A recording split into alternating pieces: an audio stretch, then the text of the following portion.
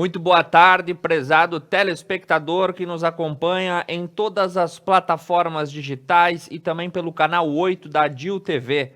Inicia agora o Expresso Meio-Dia, notícia, informação e atualização na hora do seu almoço. Nesse momento fazem 22 graus em Nova Prata, o céu está claro, não há chance de chuva. E começamos falando do tempo estável. Com informações da Rádio Solares, as máximas hoje devem ficar em 25 graus na Serra Gaúcha. O ar úmido ingressa no norte e no oeste do estado a partir dessa quarta-feira. Na Serra, o sol predomina ao longo do dia, algumas nuvens aparecem no céu e o vento tende a soar calmamente nos nossos ouvidos durante o dia de hoje. Um típico dia pacífico de outono. Mas, avançando em informações, a agrometeorologia já avisa a possibilidade das primeiras geadas ainda no mês de abril. O prognóstico climático também indica para abril e maio chuvas um pouco abaixo da média em praticamente em todo o estado. Para quem está com saudade do friozinho, do pinhão e do fogão a lenha aceso, pode ser que ainda esse mês esse tipo de aparato tenha que ser posto em prática. Agora passando para as informações da região, notícia confirmada agora há pouco pelo nosso núcleo de jornalismo. Segundo informações da Vigilância Sanitária aqui de Nova Prata, a cidade encontra-se nesse momento infestada pelo mosquito Aedes aegypti, um dos principais transmissores da dengue e da febre amarela. A condição não é somente uma exclusividade de Nova Prata, mas sim em todas as nossas cidades da região que passaram a ter que conviver com esse incômodo mosquito. Um caso suspeito está sendo investigado sobre a doença da dengue. Assim que nós tivermos a confirmação ou maiores informações, repassaremos. Mas a dica é muito antiga e eficaz. Não deixar água parada para que o mosquito não se prolifere. Também cuidar de lixos, entulhos e demais situações em terrenos baldios.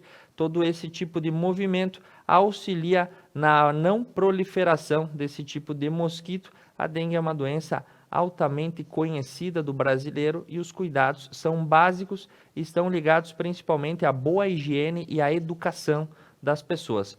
Como nossas cidades são todas muito limpas e bem educadas, saberemos lidar com esse problema nos próximos dias até ele não nos incomodar mais. Passando as informações que nós temos para hoje, atualizadas pela Rádio Estúdio, um acidente foi registrado na BR-470 em Nova Prata. Conforme informações, esse acidente acabou acontecendo no final da tarde de ontem, nas imediações do trevo de acesso à Vista Alegre do Prata, na área industrial.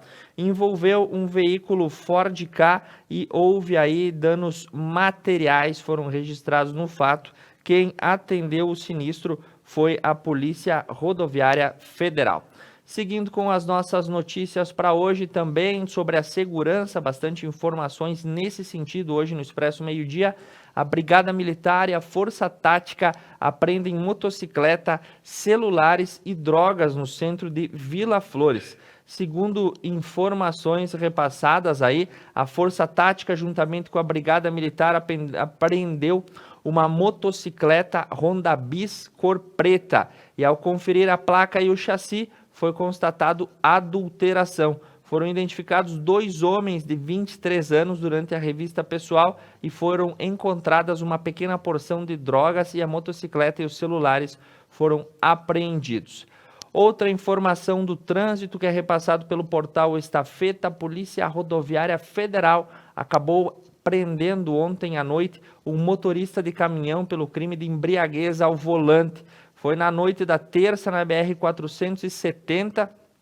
A informação é que ele iria descer a serra embriagado e sem a iluminação traseira. E faltavam 65 quilômetros para ele chegar ao destino quando foi abordado pelos policiais rodoviários federais. Durante a fiscalização, os policiais abordaram o caminhão que transitava em direção a Bento Gonçalves com as lanternas apagadas.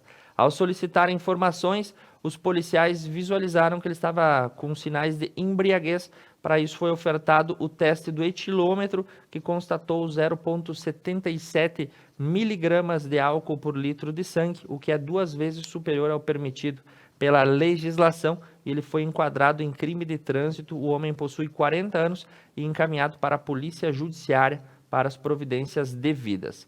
Outra informação que nós recebemos é que bairros de Vila Flores e bairros de Veranópolis poderão ficar desabastecidos de água nessa quarta-feira, em virtude da limpeza dos reservatórios, que ocorre desde as 6 horas da manhã.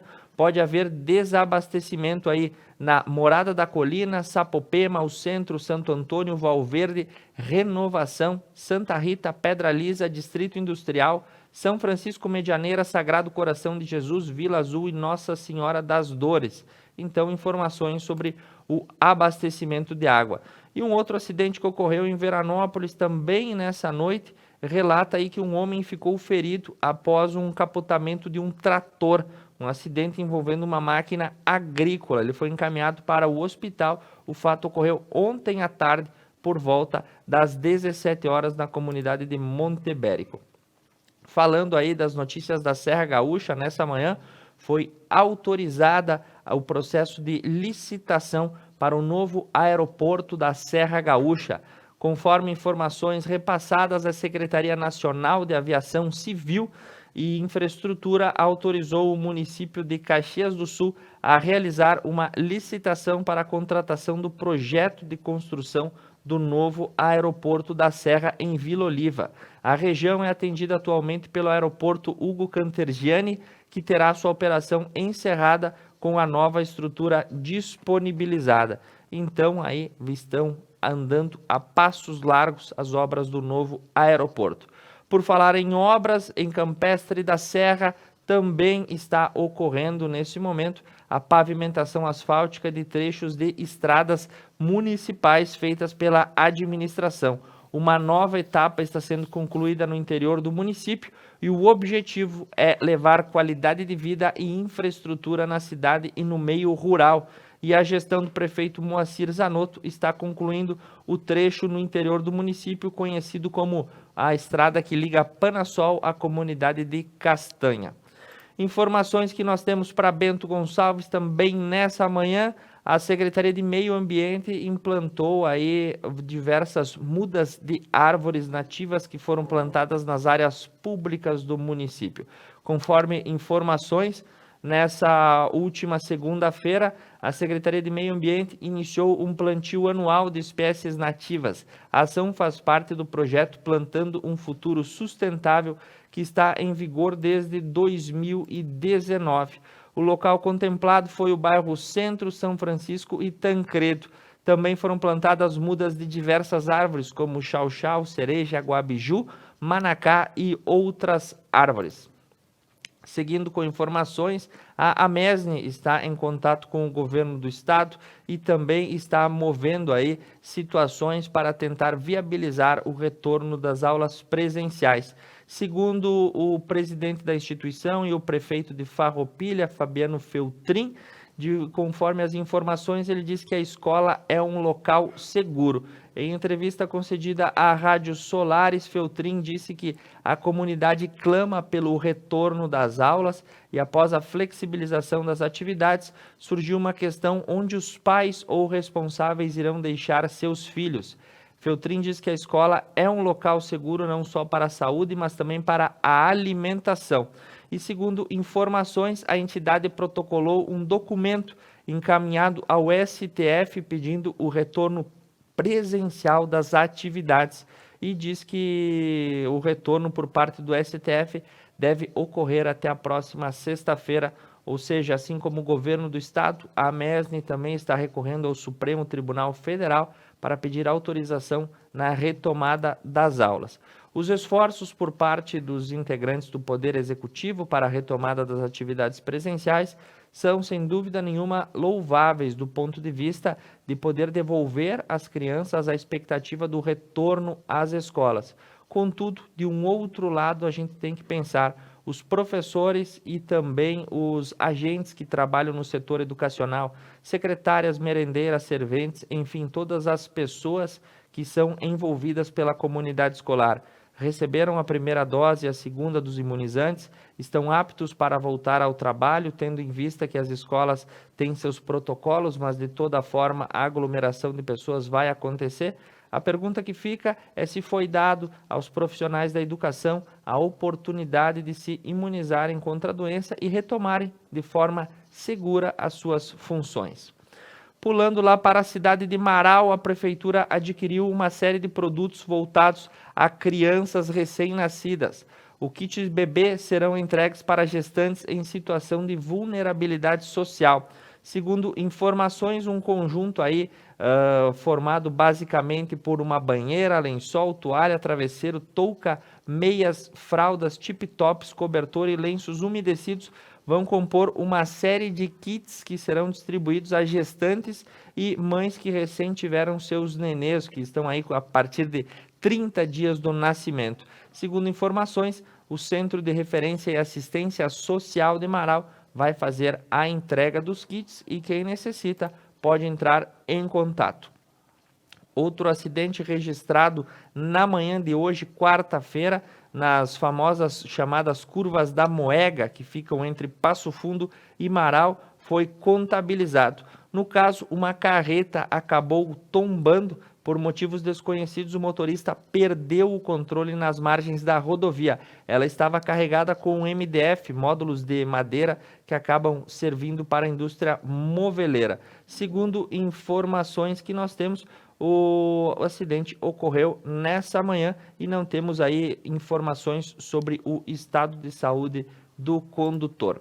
Falando agora sobre Passo Fundo, operações de segurança foram desencadeadas na noite de ontem e a Força Tática realizou ações ostensivas no bairro Santa Marta e no Donária. Segundo informações, a Brigada Militar, o 1º Esquadrão da Força Tática, fez incursões nesses dois bairros, visando coibir a prática criminosa e fiscalizar veículos e buscando foragidos e também mirando a apreensão de armas e drogas. Na ocasião, foram abordados dezenas de pessoas e identificados uma série de veículos que circulavam. A FEComércio, a Federação dos Comerciantes do Rio Grande do Sul, lançou uma campanha, Unidos contra o Vírus. Se trata aí de uma campanha que o comércio da cidade precisa que você se cuide para seguir funcionando.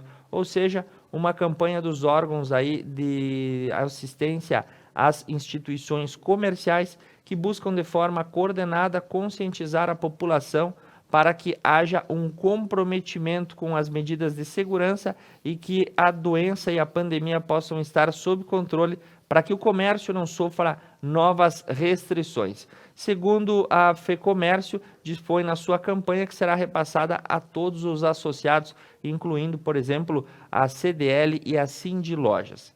Informações sobre a economia do Estado que nós temos nessa manhã. Após um ano em queda, o mercado de trabalho gaúcho mostra a recuperação parcial no quarto trimestre de 2020. Os dados fazem parte aí do Boletim do Trabalho do Rio Grande do Sul. O quarto trimestre, formado por dezembro, novembro e outubro de 2020, mostraram que a taxa de desemprego caiu de 10,3 para 8,4, o que é um bom número, ou seja, 98 mil pessoas acabaram encontrando ocupação.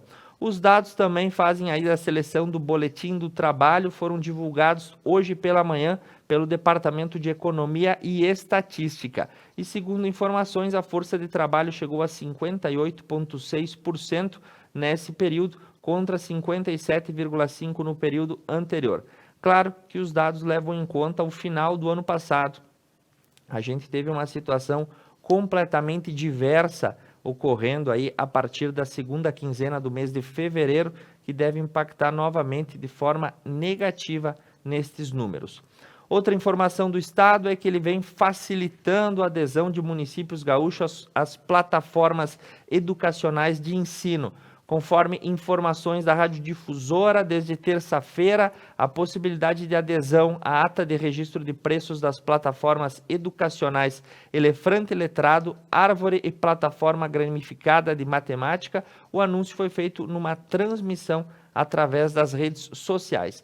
A ação tem o intuito de proporcionar aos municípios a adesão a esse processo de licitação, entregando plataformas pedagógicas que incrementem novas ferramentas aos alunos que nesse momento fazem o seu ensino a partir de plataformas digitais e, nesse sentido, o governo do estado busca implementar novas ferramentas com diferentes plataformas para várias aplicações.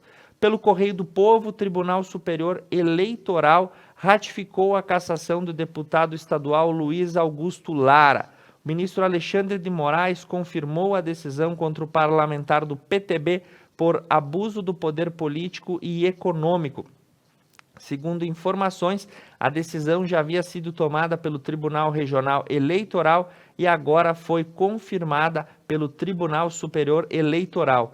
Nesse processo que apurava um suposto abuso do poder político nas últimas eleições, o prefeito afastado de Bagé, Divaldo Lara, irmão do ex-presidente da Assembleia, recebeu a mesma sentença e ainda incutiu numa multa. Ainda cabe recurso ao Supremo Tribunal Federal.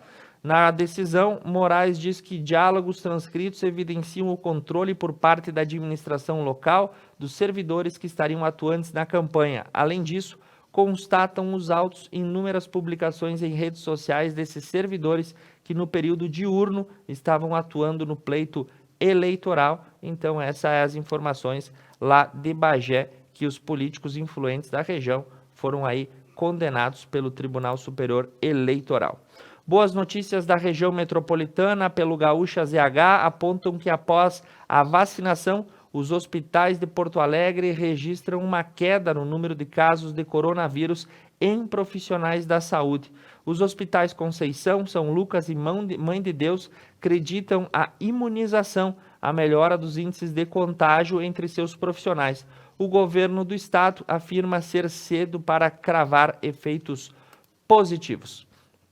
Em Campo Bom, a polêmica sobre a CPI do oxigênio, que quer buscar a origem do problema que acabou vitimando 6 pessoas no hospital Lauro Reus. A Câmara Municipal de Vereadores implantou uma comissão parlamentar de inquérito e ouvirá hoje os primeiros depoimentos da CPI do hospital. A comissão deve acompanhar os relatos de testemunhas, funcionários e membros da direção da instituição. Informações que temos da região metropolitana, também dando passo aí de que mais de 3 mil vacinados não retornaram para tomar a segunda dose na cidade de Gravataí, e isso expõe uma situação que é noticiada em diversos portais nessa manhã. Ou seja, as pessoas que foram vacinadas devem sim retornar para tomar a sua segunda dose.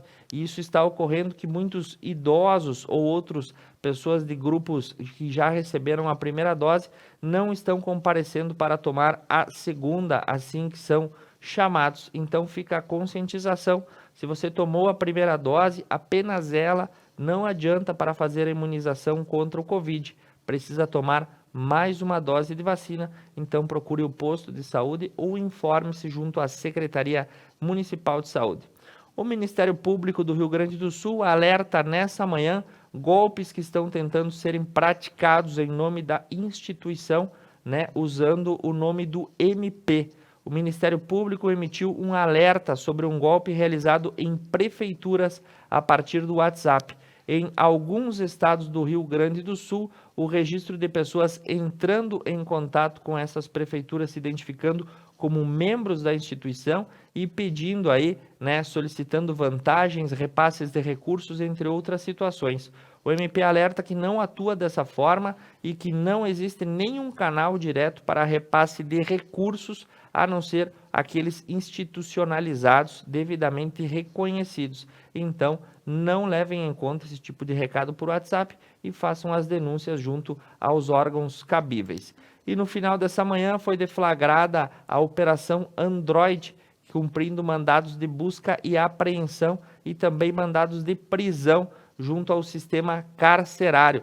A polícia deflagrou na manhã de hoje essa operação que passou aí pelas penitenciárias estaduais de Montenegro, Ijuí, Carazinho, Cruz Alta, São Borja, São Luís Gonzaga e Três Passos. Os mandados aí foram cumpridos após uma longa investigação que iniciou em 2017, a partir da delegacia de Três Passos, e foi concebida em toda a região celeiro para desmantelar ações do tráfico de drogas e crimes conexos praticados por indivíduos integrantes de uma organização criminosa. E isso foi desmantelado na manhã de hoje. Sendo essas as informações para este primeiro bloco do Expresso Meio-Dia, agora a gente tem uma matéria especial gravada em Paraí, falando sobre as plataformas de integração digital para o sistema educacional. Após o intervalo, eu retorno com as atualizações e as notícias aqui do Brasil. Fique comigo, esse é o Expresso Meio-Dia.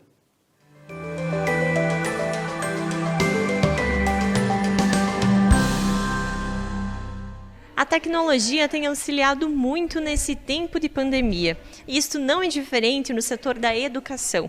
Hoje nossa reportagem está no município de Paraí, onde a Secretaria Municipal de Educação aderiu uma nova plataforma para auxiliar os alunos e professores. Tudo começou ainda no ano passado, quando os profs indicaram que seria bem legal que tivéssemos diários online. Feito isso, em conversa com a empresa que presta serviços para os setores públicos municipais, foi solicitado reabrir essa função para atender as escolas e, ali mesmo, a ideia era, então, disponibilizar um campo onde a prof conseguisse fazer a postagem de alguma atividade, de um link, de algo que pudesse vir auxiliar o aluno, ou fazer uma indicação para o aluno, e aí, nesse mesmo campo, acontecer o inverso, do aluno apresentar a devolutiva para o prof. Sempre pensamos em algo simples, que poderia ser usado nos momentos onde não houvesse aula presencial. Iniciamos um ano letivo trabalhando organizados para ser de maneira presencial e não presencial. Nós nos deparamos com a situação de estarmos somente no não presencial devido às condições em relação aos cuidados com a saúde e demais orientações do Estado. Feito isso, a ideia sempre foi também tirar um pouquinho do prof essa carga de ter que arquivar as devolutivas dos alunos, de ter que organizá-las e depois repassar para a direção da escola, porque tudo que a gente faz fora no período não presencial tem que ser arquivado na escola, tanto do professor quanto do aluno. Isso era tudo feito manual. Essa condição desse recurso tecnológico permite que tudo fique salvo ali no sistema mesmo. E qualquer consulta ela pode acontecer ali. Então, não há mais a necessidade de organizar arquivos em separado para poder apresentar essas devolutivas e para arquivamento. Como já foi dito, vou repetir, é um recurso muito simples. Ele não permite aula remota. Ele apenas permite que a gente faça a postagem e devolutiva de atividades. Há vários ajustes a serem feitos. Já foram solicitados à empresa que presta o serviço várias adequações. E conforme vão surgindo questionamentos, sugestões dos próprios professores e de famílias que estão já acessando, a gente vai vendo quais são as possibilidades de ir melhorando, que fique de fácil acesso para todos. Eu chamo de recurso tecnológico. Ele é anexo ao sistema da CITAC, que ampara todos os sistemas do setor municipal. Apenas pedimos para que adicionassem esse campo para nós tentarmos oferecer essa funcionalidade para os profs. Além do diário online, da chamada, de ter o controle da avaliação, de outras questões, outras funcionalidades que o professor consegue utilizar. E daí a outra da atividade do campo, a gente chama atividade complementar no próprio sistema, daí para o aluno ter acesso a esse local. No ano passado, nós não usamos. O ano passado, a gente lidou com ela, com toda a situação à distância, a gente lidou com isso no trabalho manual. Iniciamos este ano, os profs tiveram acesso a já um pouquinho mais de tempo, acredito que faz por volta de metade de março, tiveram acesso e começaram a fazer os registros aí mesmo, tá? Questão do diário, conteúdo, presenças, por aí. Aí, depois que os profs estavam mais familiarizados, tinham alimentado já a parte que lhes cabia, aí as famílias passaram a receber o link de acesso para entrar no campo de aluno. Passada uma semana, para todo mundo fazer essa testagem, se conseguia ter acesso ou não, aí começamos a postagem das atividades. O que se espera? Não temos propriedade para se tratar a longo prazo, mas, enfim, o que se espera é que a gente consiga aproveitar, mesmo que de forma simples, a gente consiga aproveitar esse recurso para que a gente vá começando a se familiarizar com tudo isso e que, pouco a pouco, a gente consiga ampliar, tornar, aprimorar com outras funcionalidades, enfim, qualificar o nosso processo de aprendizagem, de ensino-aprendizagem, através de um recurso tecnológico. Os alunos e os pais, eles foram orientados a fazer o acesso dessa plataforma. É um recurso muito simples, mas que pode auxiliar bastante nesse período de aulas remotas. Eu vou deixar algumas dicas que podem auxiliar. Sempre que o acesso à plataforma for negado, é necessário limpar o histórico do navegador. Geralmente, esse navegador utilizado é o Google Chrome. Sempre ficar atento também ao modo de entrega e o prazo que vai ser definido pelo professor, tá? Antes de clicar para enviar as atividades, é necessário verificar se está tudo em ordem, se tem um arquivo anexado.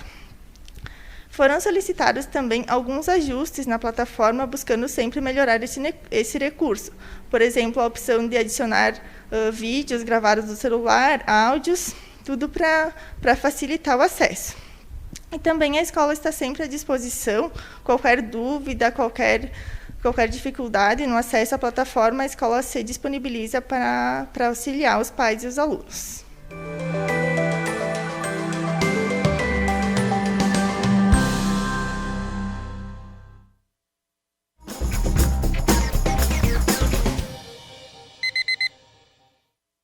A Odontoclínica Ferri trabalha de forma descomplicada, rápida e com assertividade, garantindo naturalidade e beleza ao seu sorriso. Visite o dentista regularmente. Odontoclínica Ferri, realçar sorrisos e melhorar a qualidade de vida das pessoas é a nossa missão.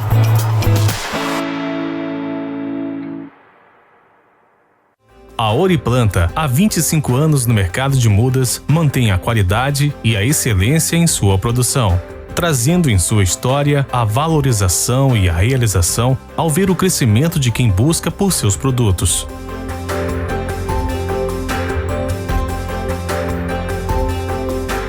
Oriplanta, garantindo o sucesso de quem vive da terra.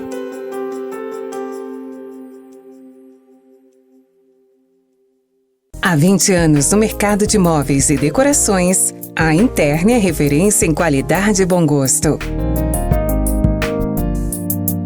Uma loja multimarcas com produtos selecionados de móveis e decorações.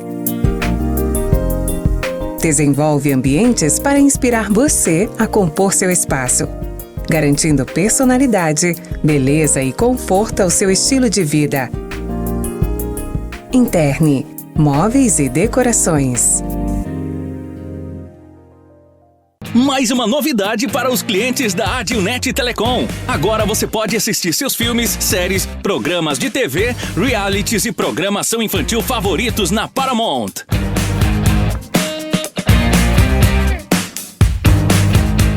Na Paramount+.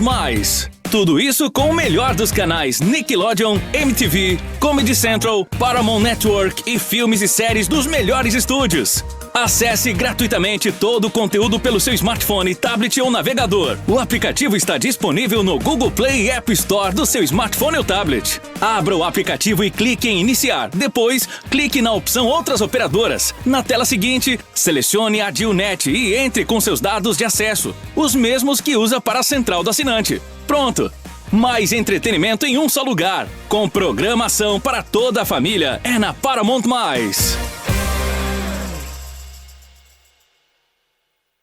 La Parola Pizzeria. Viva a experiência! Sabores que surpreendem em um lugar encantador. Venha sentir a Itália. La Parola Pizzeria. Seu público-alvo: lê jornal? Ouve rádio? Assiste TV? Ou está conectado? Identifique seu público, anuncie e tenha resultado.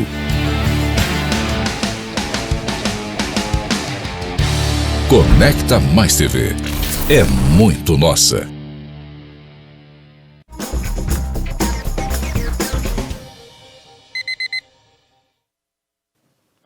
Nós retornamos ao vivo para o Expresso Meio-Dia, notícia e atualização na hora do seu almoço aqui na Conecta Mais TV.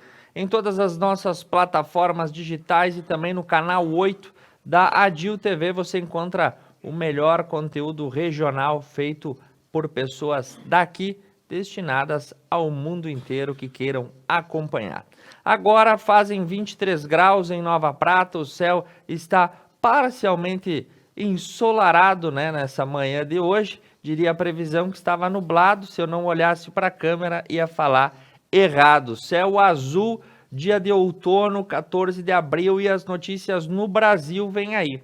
Segundo informações, uma série de mudanças acarretaram aí o Código de Trânsito brasileiro. Isso impacta na vida de todos nós durante o dia a dia, né? Tem uma série de questões que acabaram sendo modificadas, como o prazo da CNH, o número de pontos, né, que podem ser acumulados caso não se tenha infração gravíssima, e também uma questão que vincula aí os motoristas que possuem carteira C, D e E, que é o exame toxicológico, e a Polícia Rodoviária Federal informa que o exame foi mantido para motoristas que têm essa categoria e deve ser feito a cada 2 anos e meio. Quem tem menos de 70 anos também terá que se submeter ao mesmo exame no igual período, independentemente da validade da CNH. O objetivo é impedir que a mudança no prazo da carteira implique na alteração da mudança de prazo do exame. Então agora você tem que saber se a sua carteira de motorista de caminhão dura, por exemplo, a validade de 5 a 10 anos, a depender do caso específico e da idade. Independente do prazo da carteira, o toxicológico tem que ser realizado e apresentado a cada 2 anos e meio. Caso isso não seja realizado, a multa é gravíssima e o valor dela é de R$ 1.413. Então deixe anotado, a cada 2 anos e 6 meses o toxicológico precisa ser renovado, independentemente do prazo de validade da carteira de habilitação. Informações do Planalto Central, a Câmara dos Deputados aprovou com urgência o projeto que permite a reabertura das escolas na pandemia. A votação foi feita aí e o projeto foi votado na noite de ontem, com 307 votos favoráveis e 131 contrários. O projeto de lei 5595 de 2020 poderá ser pautado a qualquer momento e ele torna essencial a educação básica e superior. A autora do texto é a deputada Paula Belmonte, do Cidadania do Distrito Federal, que defende a reabertura das escolas durante a pandemia. Outra informação importante que nós recebemos essa manhã, diretamente de uma entrevista concedida pelo novo ministro da Saúde, o médico Marcelo Queiroga, ele anunciou que fez uma negociação com a Pfizer e prevê a chegada de cerca de 15 milhões e 500 mil doses até o mês de junho, antecipando o contrato anteriormente firmado com o governo federal. A antecipação foi informada pelo ministro na manhã de hoje. O governo federal adquiriu 100 milhões de doses da vacina da Pfizer e, segundo o novo ministro da Saúde, 15 milhões e meia devem chegar até o mês de junho. Segundo informações, aguardaremos ansiosos essas notícias. Pelo portal da BBC, as informações dessa manhã falam também a respeito de um reflexo da pandemia na mente dos brasileiros. A saúde mental piorou para 53% dos brasileiros sob a pandemia, aponta uma pesquisa. Mais da metade dos brasileiros entrevistados pela pesquisa declararam que sua saúde emocional e mental sofreu uma piora desde o começo desse período conturbado. Um índice superior à média de 30 países e territórios que foram pesquisados. Seguindo com as notícias que nós temos nessa manhã, aqui atualizando, porque de vez em quando a gente fica com a página em branco no ao vivo, e indo para as notícias internacionais. Se você achava que não faltava mais nada nesse cenário, o Pentágono emitiu um comunicado oficial nos Estados Unidos e confirmou a veracidade de vídeos que registram objetos voadores não identificados na costa da Califórnia. O governo americano já havia retirado o sigilo e divulgado as imagens em abril de 2020 e confirmou na última segunda-feira que essas imagens são reais e foram divulgados aí esses vídeos dos objetos voadores não identificados, os OVNIs no céu da Califórnia, em abril de 2000. As imagens mostram os objetos se movendo rapidamente enquanto eram gravados por câmeras térmicas de sistema infravermelho.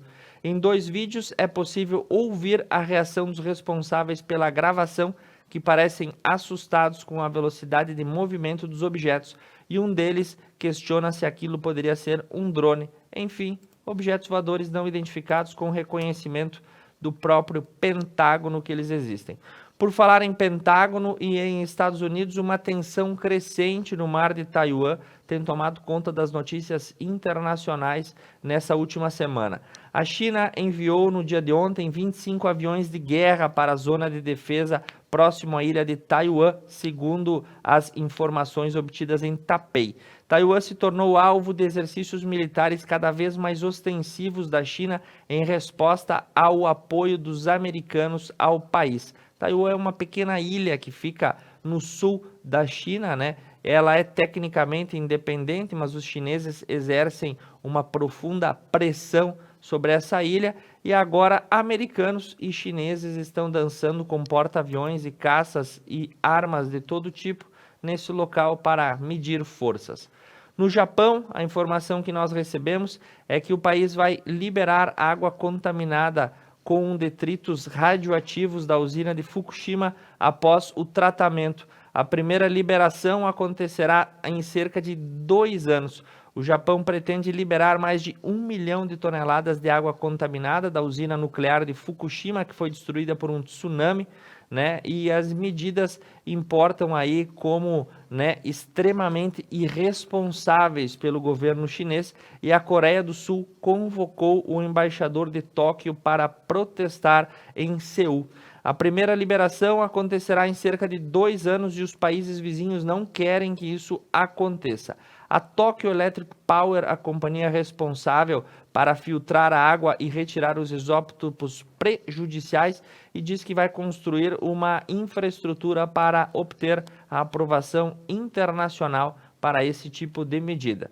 Jogar água radioativa no mar parece ser muito fácil para quem está jogando e complicado para quem tem que receber. Não se sabe exatamente qual é o impacto correto desse tipo de descarte. O ideal é que o material continue armazenado diante das pressões internacionais. Por falar em meio ambiente, outra notícia que é replicada pelo Deutsche Welle nessa manhã é que a Noruega quer queda no número de desmatamento para reativar o fundo da Amazônia.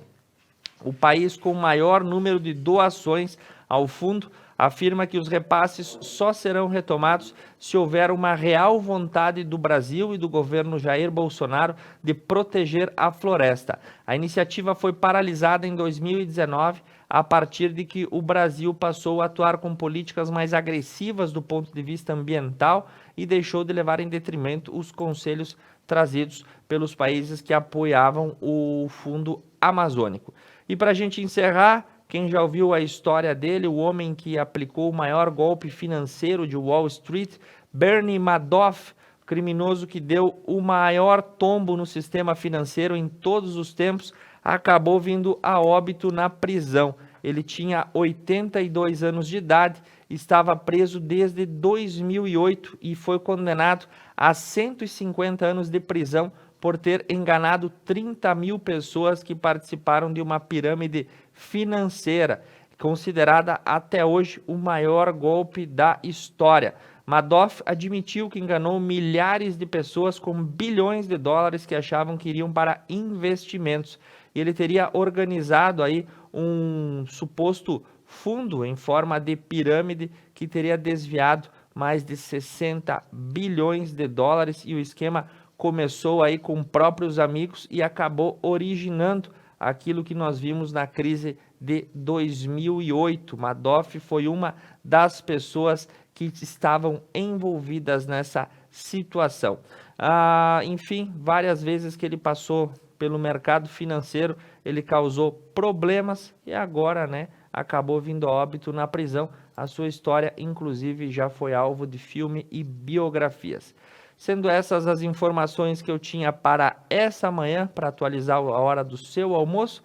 Hoje não tivemos comentários do esporte no começo, porque justamente, semanalmente, teremos aí Tobias Betim trazendo informações diretamente de Nova Bassano. Ele que é especialista no cartola e no comportamento dos jogos de futebol, traz informações sobre a dupla Grenal, um comentário especial para você. Eu agradeço a sua audiência. O Expresso Meio-Dia retorna amanhã aqui na Conecta Mais TV. Uma boa tarde a todos. E aí, pessoal ligado na Conecta Mais TV, Betinho aqui, passando para fazer um giro sobre o esporte, né? Falar de dupla Grenal, falar um pouco também sobre os nossos times aqui da região. Segunda, quarta e sexta estarei aqui no Expresso ao meio-dia, fazendo aqui esse comentário para vocês também, repercutindo as principais notícias e opiniões sobre o esporte no dia. Vamos que vamos então, vamos começar falando de Grêmio. É uma quarta-feira muito importante para o time do Grêmio, a partida de volta da fase preliminar da Libertadores 2021 contra o Independiente Del Valle. Primeira partida, o Grêmio dá para dizer que teve um resultado adverso, mas que pela situação de jogo, né, é um placar extremamente reversível. 2-1 para o Del Valle, o Grêmio tem a vantagem do gol fora de casa, ou seja, se vencer por 1-0 a partida na Arena, estará automaticamente classificado à fase de grupos da Libertadores, e aí entraria no grupo A, o grupo do Palmeiras e também do Defensa e Justiça e do Universitário do Peru. Então uma partida extremamente importante, talvez a mais importante do Grêmio nessa temporada contra o Independiente Del Valle. É um jogo complicado, um jogo difícil, é um time que tem um esquema de jogo, um estilo de jogo muito claro, né? Um time que ataca muito, tanto que na primeira partida finalizou muito mais contra o Grêmio. Acredito que nessa partida o Grêmio vai precisar sair mais pro ataque, né? Diferentemente do Independente Del Valle, que vai também atacar, mas vai se defender, até porque joga com o resultado embaixo do braço. A partida começa às 7h15 da noite dessa quarta-feira, então. E o Grêmio tem alguns desfalques, tem alguns retornos também para essa partida. O meia Pinares é um desfalque que já claro, ele não atua contra o Independiente Del Valle, então uma perda importante para esse meio campo do Grêmio. Por outro lado, o Grêmio relacionou para esse jogo o Jean-Pierre, o Maicon, o Kahneman e o PP. Então são 4 jogadores que podem acabar sendo titulares nessa partida, né? O Jean-Pierre é um jogador aí que tem essa rusga com o técnico Renato, mas a gente sabe do potencial do Jean-Pierre, então pode ser uma peça importante ali, se não começar jogando de repente para o segundo tempo, até por conta da ausência do meia Pinares. Tentando esboçar um possível time do Grêmio, então, o Grêmio que deve ter o Breno, goleiro Breno, na lateral direita o jovem Felipe, na zaga Rodrigues e Kahneman e na lateral esquerda o Diogo Barbosa. Meio campo com Maicon e Matheus Henrique, Alisson, Jean-Pierre ou Darlan, tá aí a grande dúvida do Grêmio, né, se o Jean-Pierre pode ser titular ou de repente o Renato coloca o Darlan, e aí o Alisson acaba sendo esse meia construtor, esse meia armador do time, e lá na frente o Ferreira e o Diego Souza, então acredito que esse seja um provável time do Grêmio para essa partida importante contra o Independiente Del Valle. O Grêmio precisa vencer pelo menos por um gol aí para, no mínimo, ir para os pênaltis, no caso de um 2-1, ou se vencer por 1-0, já está assegurado na fase de grupos da Libertadores, que é um grande objetivo também do Grêmio. Uma notícia muito importante também para o torcedor gremista é a possível volta do Pedro Jeromel para os próximos jogos já. O zagueiro que está intensificando os trabalhos para voltar aos gramados, né? O Jeromel se lesionou naquele Grenal ainda lá do Brasileiro de 2020 e agora está aprimorando a parte física e quem sabe aí pode voltar já nos próximos jogos, né? Colocando de repente ali o técnico Renato ele no segundo tempo para pegar um ritmo de jogo. Então é uma expectativa, também uma notícia importante para o Grêmio. Não contra o Independiente Del Valle, é claro, mas para a sequência da temporada, os próximos jogos, O capitão gremista Jeromel deve estar próximo aí do retorno aos gramados e com certeza aí um reforço super interessante e super importante na zaga gremista. Mas passando para o outro lado agora, falando de Inter, o Inter que teve um bom tempo só de treinamentos aí com o Miguel Ángel Ramírez, né? Faz tempo que não joga, mais de 10 dias aí sem jogos oficiais do Inter, então o técnico conseguiu treinar um pouco o time, aprimorar a parte tática, a parte física e com certeza foi importante. O Inter que também joga nessa quarta-feira, não pelo Libertadores, mas sim pelo Campeonato Gaúcho contra o Aimoré. Partida marcada para as 9h30 da noite e é o último teste do Inter antes de ter a sua primeira partida pela Libertadores na próxima semana. Uma partida bem complicada, fora de casa, na altitude contra o time Always Red lá da Bolívia, o atual campeão boliviano. Então, uma parada bem complicada para o Inter na próxima semana, mas falando desse jogo agora, é o teste do time que provavelmente vai ser o titular na estreia da Libertadores. Então, para projetar um possível time do Inter contra o Aimoré, a gente tem Marcelo Lomba no gol, o Rodinei pela lateral direita, Lucas Ribeiro ou Zé Gabriel e Vitor Cuesta, e o Moisés na lateral esquerda. No meio-campo, Rodrigo Dourado, Edenilson e Praxedes ou Maurício. Na frente teremos a possível estreia como titular de Carlos Palacios pela ponta direita, Yuri Alberto centroavante e o Patrick pela ponta esquerda. Então, duas dúvidas no time do Inter, na zaga Lucas Ribeiro e Zé Gabriel. Eu acredito que o Lucas Ribeiro ganhou essa disputa, até por ter entrado no Grenal, ter jogado muito bem contra o Grêmio, inclusive quase fez um gol no Grenal, né, uma arrancada que ele deu. E a briga mesmo é no meio campo, essa terceira vaga entre Praxedes e Maurício. Os dois têm apresentado bons desempenhos, né, acho que o Maurício até tem jogado um pouquinho melhor que o Praxedes, mas o Praxedes também tem jogado muito bem, tem entendido bem a função, então é uma briga boa. Acredito que o técnico Miguel Ángel vai usar o Praxedes e o Maurício em jogos específicos, analisar o adversário, então ele pode optar, por exemplo, em jogos mais difíceis, jogos de times que também atacam, pelo Praxedes, pelo poder maior de marcação, em jogos que o Inter vai ser mais ofensivo, que o adversário deve se defender mais, o Maurício aí é mais ofensivo e pode ser uma peça mais interessante.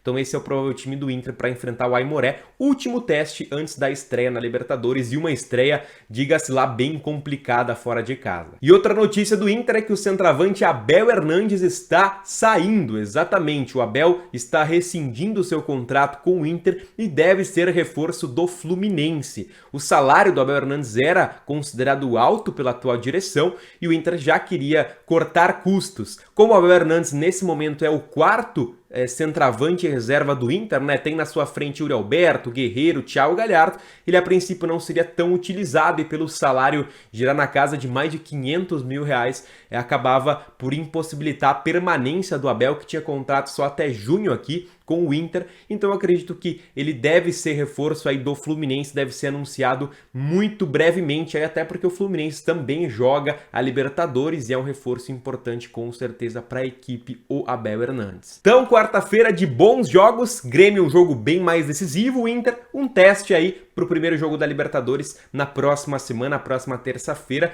Teremos aí uma dupla de jogos super boas para acompanhar. Primeiro o Grêmio às 7h15 e depois o Inter às 9h30 da noite aí. Para quem for secar o Grêmio ou for secar o Inter, também pode acompanhar com certeza essas duas partidas aí, muito importantes para os dois times. Um, é claro, jogando a vida pela Libertadores e o outro aí como um teste importantíssimo também para a estreia na fase de grupos na próxima semana. Nos vemos na sexta-feira agora com mais notícias sobre esporte, projetando já as partidas aí que virão pela frente também, falando um pouco mais sobre o resultado, como que foi essas duas partidas aí de Inter e Grêmio nessa quarta-feira. Um forte abraço!